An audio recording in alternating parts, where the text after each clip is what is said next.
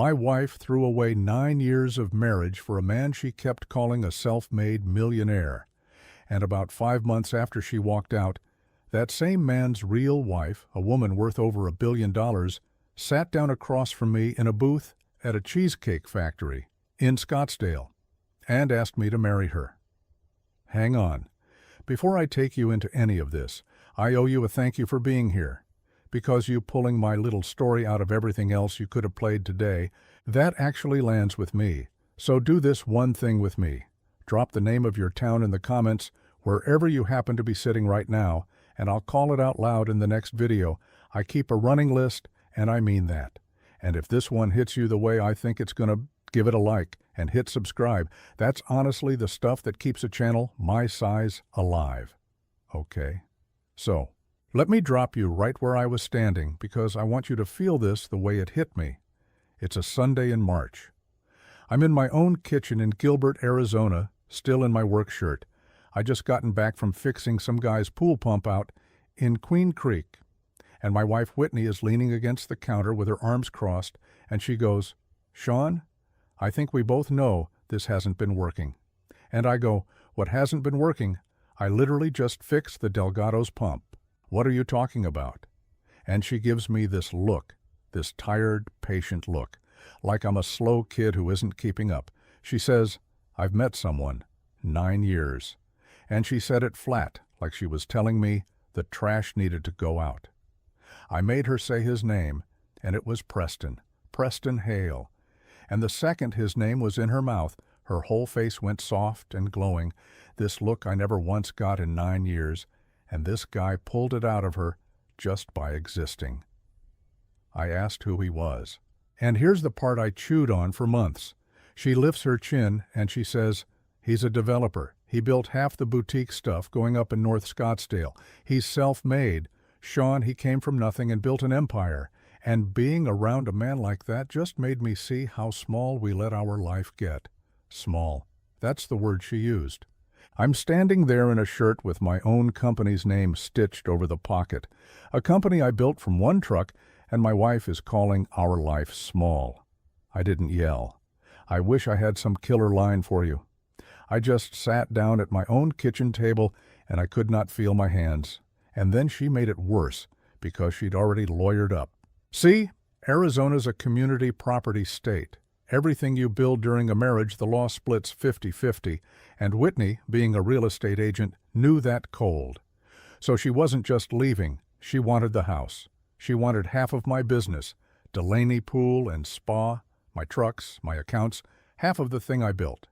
And she wanted spousal maintenance on top because her real estate income was, quote, seasonal. She had it all typed up already. She'd been planning it while she was still smiling at me across the dinner table, so that's where I was. Gut on the floor of my own kitchen. Now let me back you up a little, because for that word small to cut you the way it cut me, you have to see what she was actually calling small. I'm 41. I own a little pool outfit, 2 trucks, 3 guys counting me, a route from Chandler up through Mesa into the nicer parts of Scottsdale on Thursdays. I started it at 26 with 1 truck and a phone number before I ever met Whitney, and I want you to hold on to that, the before her part, because it comes back and it saves my whole life later. Whitney and me got married when I was 32, and for a long time it was good. I'm not going to pretend it was a disaster from day one, because it wasn't. There was a taco place off Val Vista where they knew our order. She used to sit on the tailgate of my truck at the end of a long summer day and hand me a cold one, and we'd watch the sky do that pink and orange thing it does out here in the valley. That was us. That was real. Or I thought it was. Then she got her real estate license, and she was good at it. People just liked her, and I was proud of her. I was. But somewhere in there she started changing. Slow. So slow, I told myself I was imagining it. New clothes, the kind with the little logos, and when I asked, she'd say it was a write-off. You got to look the part for the luxury listings. The gym at 5 in the morning. And the phone. The phone started living face down on every surface in the house, and when it buzzed, she'd flip it so fast, like her hand knew before her brain did. I told myself I trusted my wife. I told myself a lot of things. Okay, so back to the kitchen, back to my hands going numb. The first 2 weeks after, I was useless. I'll own it. I slept on the couch of the house I might lose. I ran my routes on autopilot. I lost a client in Chandler because I forgot to show, and I never forget to show. My buddy Marcus runs the pest control truck out of the same lot as me. He found me one night just sitting in my van in the dark, staring at nothing, and he goes, "Sean, brother, you got to eat something." And I hadn't eaten all day. I didn't even know. And then one morning, something just flipped. I woke up and I was done being flattened. Something in me went cold and clear, and I thought, okay, she wants to burn me down and go dance in it with her self-made empire builder. Fine. Then I am going to learn every single thing there is to know about Preston Hale, because something wasn't sitting right. A self-made real estate mogul who built half of North Scottsdale, and I'd never heard the name? I do pools for these people. I'm in these backyards every week. I know which contractor built which house. Guys in the trades all know each other. And I had never once heard the name Preston Hale. So I started digging. And I'm a pool guy, not some private eye, but you would be shocked what's just sitting out there in the open if you actually look. First thing, the county recorder. Maricopa County puts property records online. Anybody can search them. Preston Hale's empire? Not one property in his name. Not a lot, not a spec house, not a condo, nothing. A man who built half of Scottsdale doesn't own a parking space? Come on. So I go to his slick little developer website, drone shots of the McDowell Mountains, testimonials from people with no last names. And down at the very bottom, tiny, there's a company name, Hale Vance Holdings. I plug that into the State Corporation Commission, also public, also free, and Hale Vance Holdings has exactly one registered member. And it is not Preston Hale. It's a woman named Vivian Rourke. I sat and stared at that name for a long time, and then I typed it into a search, and the floor kind of dropped out from under me. Because Vivian Rourke is somebody. She founded a battery and solar storage company out of Tempe about 20 years ago, the kind that makes the guts of the big grid installations, took it public, and depending on which article you read, she is worth somewhere between $1 and $1.5 billion. With a B. There's a whole magazine profile of her, came up from a trailer in Apache Junction, built the entire thing herself. The real self made one. And in the third paragraph of that profile, there's a line about her husband of 6 years. Preston Hale, married the whole time. Married to a billionaire the entire time he was telling my wife he was a self-made empire, the whole time he was making Whitney feel like our life was too small. Sit in that with me a second, because I sure did. My wife left me for a man's money, and the money wasn't even his. He was a kept man playing dress-up with his wife's fortune, driving a leased Range Rover, taking real estate agents to dinner on a card with somebody else's name behind it. Whitney thought she traded up to a king. She actually ran off with the help. And here's where I had a real decision, and I sat on it about 3 days, because I'm not a cruel guy, and I want you to know I thought hard. I could sit back and enjoy the show. Or there was a woman out there, Vivian Rourke, who had no idea, who was funding my wife's dinners without knowing it. And if somebody had known about Whitney and Preston and stayed quiet and let me walk around a fool for months, I'd have wanted to strangle them. So how could I do that to a stranger? I decided to tell her. And that decision is the whole reason my life turned out the way it did. Now, you do not just call a billionaire? I learned that fast, and this is where it almost died before it started. I found her company's address in Tempe, put on a clean-collared shirt, drove down there like an idiot, and I got exactly as far as the front desk before a very polite security guy, the size of a refrigerator, explained that Mrs. Rourke does not take unscheduled visitors. Would I like to leave a card? I said it's about her husband. It's important. And his face did not move 1 inch, and he said, "Sir, we get people about her husband, about her money, every single week." And I heard how I sounded, some sweaty pool guy off the street. It's about your husband, trust me. I'd have thrown me out too.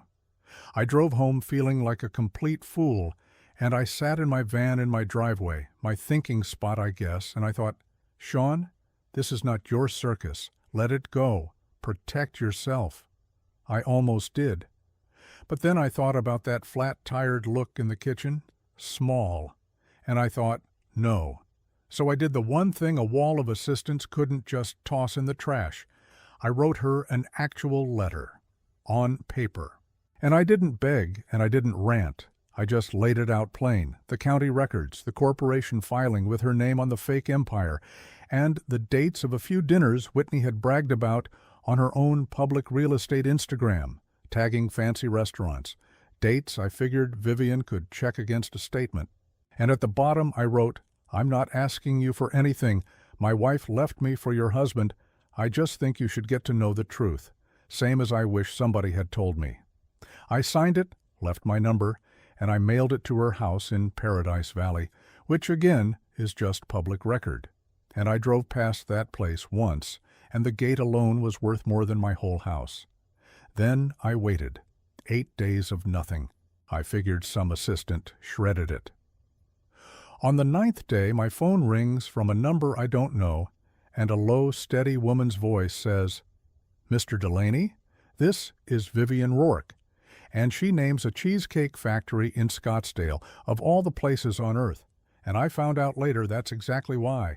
It's loud and busy, and nobody who matters would ever expect to see her there. So that is how I ended up across a booth from a billionaire, and I'll be honest, I almost blew it. She was smaller than I pictured, gray at the temples, no makeup, a plain black cardigan, eyes that missed nothing, and she did not come in soft. She came in like a woman who'd been lied to a lot and had zero patience left. She sat down, didn't touch the menu, and the first thing out of her mouth was, So what do you want? Money. A payout to go away quiet. Is that it? And she's watching my face like a hawk. And I felt this heat go up my neck because I realized she thought I was a shakedown, one more person circling her fortune, and for a second I froze, and I thought I was going to lose her right there.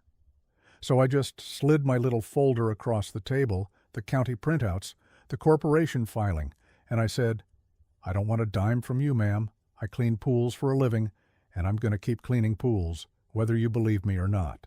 I said, my wife told me the man she left me for built an empire from nothing. That's the filing for his empire. Your name's on it, not his. I just thought you should be the one to decide what to do with that. And she went quiet. She opened the folder, and I watched a very tough woman's face do something small and terrible around the eyes, and she said, quieter now, I already suspected. I just didn't want to be the fool who said it out loud. And I said, yeah, I know that feeling down to the bone. And something passed between us right there. Two people made fools by the same slick nobody. And it was the first time in a month I hadn't felt completely alone. Then Vivian Rourke set her jaw, and I got to watch the billionaire show up. She pulled out her phone, made one call, said a few words to somebody named Ms. Okafor, and by the time our food came, she'd already told me two things that changed everything. One, she had a prenup, of course she did. She was already rich when they married. And it had an infidelity clause. Plain English, if Preston cheated, he walked with basically nothing. No settlement, no maintenance, no piece of the company. He'd signed it 6 years back, figuring he'd never get caught. He was caught, too, and this one made my jaw drop. Preston hadn't just spent her money on Whitney, he'd been moving it. Transfers out of a joint account into Hale Vance Holdings, that fake empire, and out of there into an escrow on a condo in Old Town Scottsdale, a love nest. He was quietly buying a place for him and Whitney with Vivian's money. In a marriage that's got a name, wasting marital assets, and her lawyers had a colder word for it, fraud. She looked at me over the mozzarella sticks and said, My husband has spent 6 years thinking I don't notice things. I notice everything, Mr. Delaney. I just pick my moment. I'd have followed that woman into a burning building. But it did not go smooth from there, and this is my second gut punch, the one where I thought Preston was going to win after all. Because Preston found out. I don't know exactly how. Maybe Whitney let slip that her weird ex-husband was asking questions. Maybe he clocked me driving past that gate. But about 2 weeks after that lunch, my world came at me sideways. It started with a call from the county.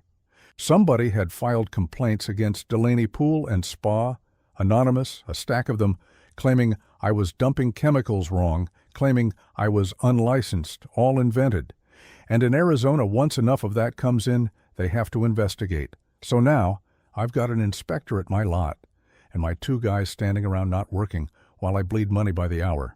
Then a client in Scottsdale, a lady I'd cleaned for 6 years, calls and says, "Sean, I'm so sorry. Somebody emailed me that you'd been arrested. Is that true?" And it was a flat lie, but she was scared, and she dropped me. Then another one dropped me, 4 clients gone in 1 week. Preston couldn't beat me with the truth, so he was trying to strangle my business with lies, and it was working. I sat in my van again and did the math and thought, another month of this, and there is no company left for anybody to fight over. And here's the thing. This time, I didn't call Vivian to save me. I was done being saved. I got mad, and I got to work. First, I called every single client I had left, one by one, and a few I'd already lost, and I didn't give a speech. I just showed up on their doorsteps in my work shirt and said, "Look me in the eye. Do I look arrested to you? I've cleaned your pool for 6 years. Here's my license. Call the county yourself." And most of them came back, because it turns out showing up in person still means something. That was me. Not the billionaire, me. Then I did the other thing.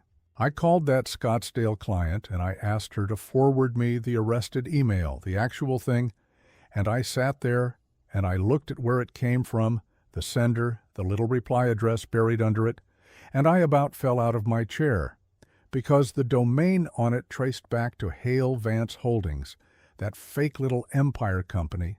He'd been sloppy. He'd used his own shell to smear me. So I printed it, all of it, headers and everything, and I drove it straight to Ms.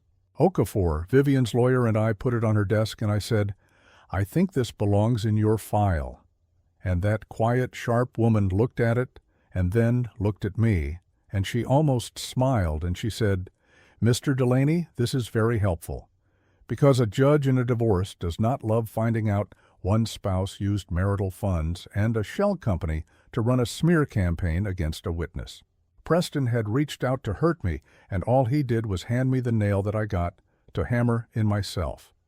The county investigation got closed, marked unfounded, and I got an apology letter from them on official letterhead that is framed on my office wall to this day. And my email, my little piece of detective work, went right into Vivian's case. So now, the reckoning. And you earned this, so here it is. Vivian could have just served Preston quiet and let the lawyers grind him down over a year. But Vivian had a sense of theater, and she had one thing she wanted. Every year her company sponsors this big charity gala at a resort up in Paradise Valley, silent auction, a lot of important people, and it was Preston's favorite night of the year. The one night he got to stand in a tux and let a whole ballroom assume he was the money. Vivian let him think everything was normal right up to that night, let him buy a new tux, even let him invite guests. And Preston, this is the arrogance the whole thing was built on, Preston invited Whitney to his wife's own gala, told her it was a work event and that Vivian was his business partner. He had never even told my wife he was married. Whitney found out he had a wife the same night the wife found out she was done being married. Let that cook. I was there. Vivian invited me. She said, "You started this by doing the right thing. You should get to see how it ends."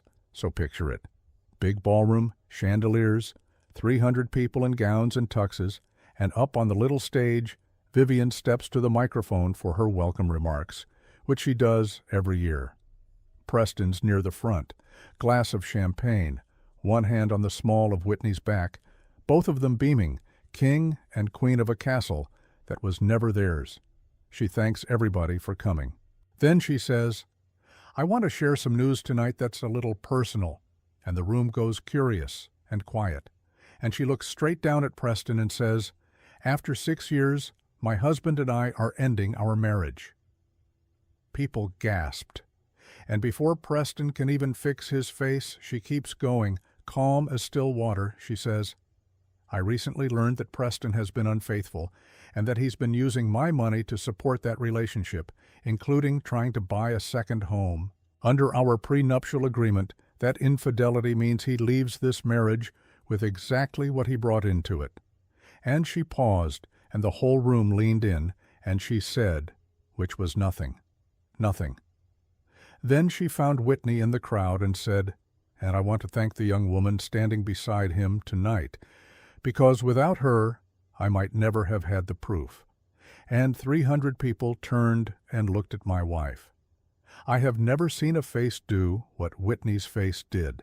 She walked in the queen of the ball on the arm of a rich developer, and in about 90 seconds she learned he was married, learned he was broke, learned he'd never owned a thing, and learned she'd just been publicly thanked by his billionaire wife for helping burn him down all at once in front of a ballroom of strangers.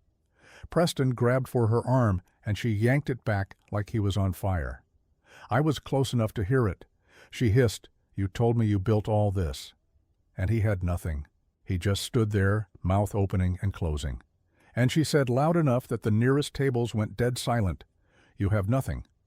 And she walked out of that ballroom on her own, heels clicking, not one look back.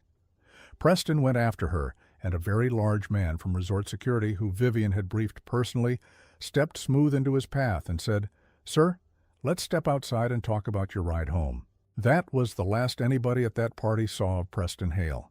His Range Rover, by the way, leased through one of Vivian's companies. She'd had it repossessed that afternoon. He'd taken an Uber to the gala and didn't know it yet. I stood at the back with a club soda and watched a man lose everything he'd stolen the shine off of, and I'll be straight with you, I didn't gloat. I just felt this weight roll off my back that I'd been carrying since that Sunday in the kitchen.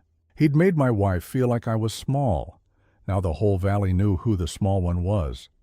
Whitney called me about a week later. Of course she did. Real soft voice. Said she'd made a terrible mistake. Said she saw clearly now what she'd had. Said, "Maybe we moved too fast. Maybe we could slow down and talk." And I didn't scream. I didn't need to anymore. I just said, "Our life wasn't small, Whitney. You just couldn't see what was in it." And I hung up. And the divorce, since we're doing receipts.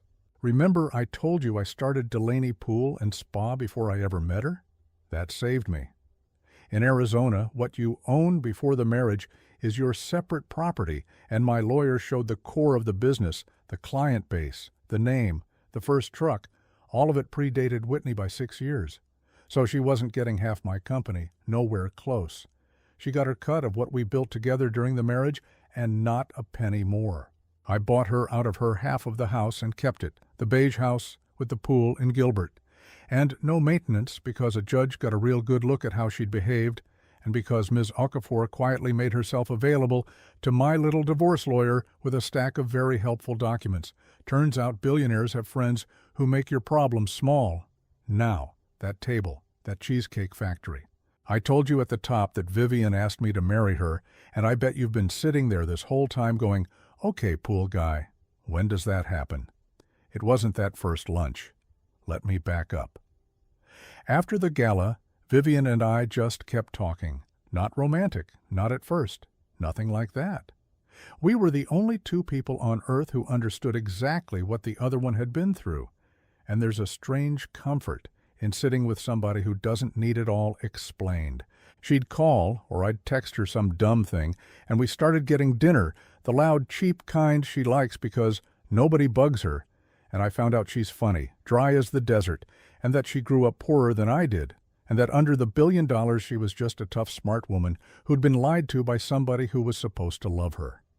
Real months of this. I wasn't circling her money, I had my own thing, my trucks, my route, and I think that's exactly why she trusted it, because I never once needed her for a single thing.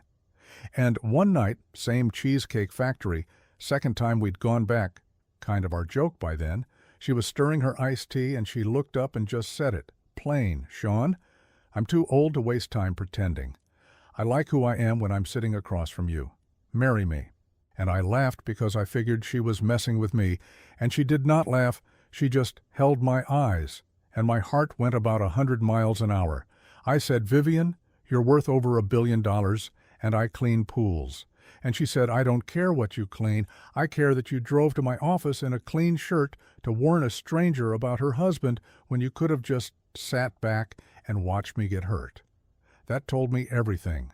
Then she slid a napkin across the table, and on it, in her own handwriting, she'd already written the terms that I'd sign a prenup, that I'd keep my business as my own, that neither of us was ever touching the other's money if it went bad. She said, "I put that there so you'd know it's not about that, so you can say yes, clean." So I signed my company away from her before I ever said yes, because I wanted her to know the same thing she wanted me to know. And then I said yes. We got married about a year later, no big to-do, no lake, no crowd, just a judge and a handful of people in her backyard up in Paradise Valley on a Tuesday evening, and I wore a suit I actually own. I still run Delaney Pool and Spa. I still clean pools on Thursdays out in Scottsdale, and yeah, I know how that sounds. The guy married to a billionaire out there skimming leaves out of somebody's spa, and people ask why I don't just quit, and I tell them the truth, it's mine, I built it, and a man ought to have something that's just his. Preston, last I heard, is in Vegas selling timeshares. Really? Whitney, I don't know and I don't wonder. I don't have some neat little lesson to hand you tonight. I really don't. All I've got is this. My wife looked at my whole life and called it small, and she went chasing something shinier, and it turned out to be the emptiest thing in the whole story. And the one person in all of this who actually had everything, who earned every dollar of it herself, she looked at that same small life of mine and called it enough. I still can't totally make sense of it. I think about it a lot, out on my route, elbow deep in some rich guy's pool on a Thursday afternoon, the sun coming down over the McDowells. That's it. That's the whole thing. Thanks for sitting with me through it.